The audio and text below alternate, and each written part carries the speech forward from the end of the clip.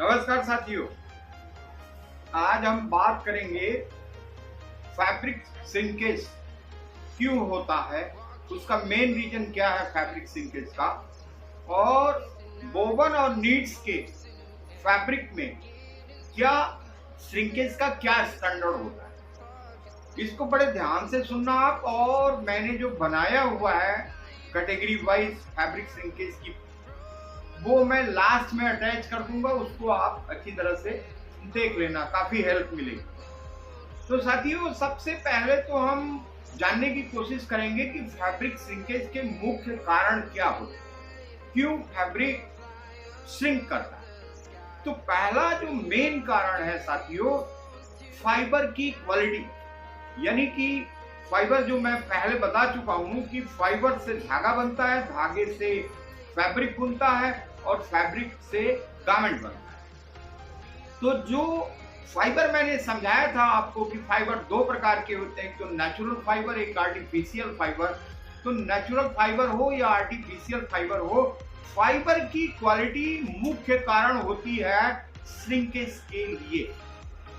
आपको अच्छी तरह से पता है कि आर्टिफिशियल फाइबर जो मैन मेड फाइबर होते हैं उसमें श्रिंकेज बिल्कुल जीरो के बराबर होती है, लेकिन जो नेचुरल फाइबर होते हैं नेचुरल रिसोर्सेज से प्राप्त किए जाते हैं, जैसे कि ऊन, वो जो भेड़ के बालों से प्राप्त किया जाता है, जैसे कि रेशम के कीड़े द्वारा सिल्क प्राप्त किया जाता है, जैसे कि कपास यानी रुई से आपका जो है कॉटन प्राप्त किया जाता है। तो इनके जो फाइबर्स होते हैं वो बड़े टेढ़े मेढ़े आकृति के होते हैं। आधुनिक मशीनों की सहायता से साथियों इसको बिल्कुल सीधा और लंबा किया जाता है।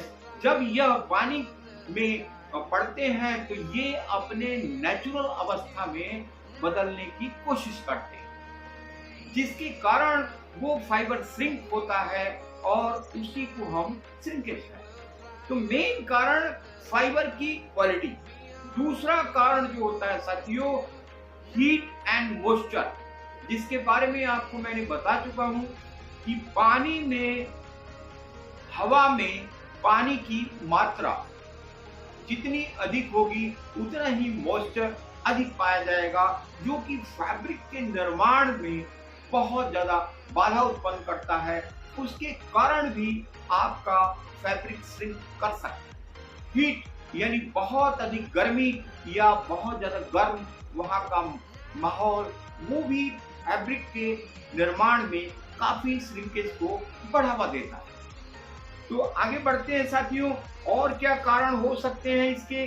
और होता है कारण मशीन का फॉल्ट। यदि मशीनी फॉल्ट है और बुनाई रेगुलर चल रही है तो भी उसमें कारण बन सकता है कि फैब्रिक श्रिंकेज आ सकता है। आगे बढ़ते हैं, अगर केयरिंग ना हो, मशीनों की केयरिंग, यदि बुनाई की केयरिंग अच्छी तरह से न हो साथियों, तब भी फैब्रिक में श्रिंकेज आने की संभावना बढ़ जाती है। के बाद भी थ्रेड की क्वालिटी, यदि अच्छी तरह से फाइबर से थ्रेड का निर्माण नहीं हुआ है, यदि उसमें जितना ट्विस्टपन आना चाहिए उतना नहीं हुआ है, कम है या बहुत अधिक हो गया है, जिसके कारण आपका धागा ट्विस्ट कर रहा है, उस धागे के द्वारा अगर हम फैब्रिक का निर्माण करते हैं तो भी श्रिंकेज आने की संभावना बढ़ जाती है।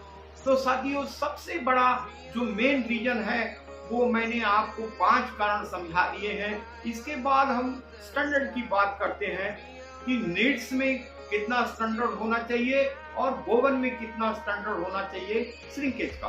तो 5% जो है वो बोवन में श्रिंकेज होना चाहिए, अधिक से अधिक, और अधिक से अधिक 7% तक नीड्स में जो श्रिंकेज है वो एक्सेप्टेड होता है। इसके ऊपर अगर श्रिंकेज आती है साथियों तो वो जो है फैब्रिक हमें 0-0 कराना अनिवार्य होता है। थैंक यू साथियों।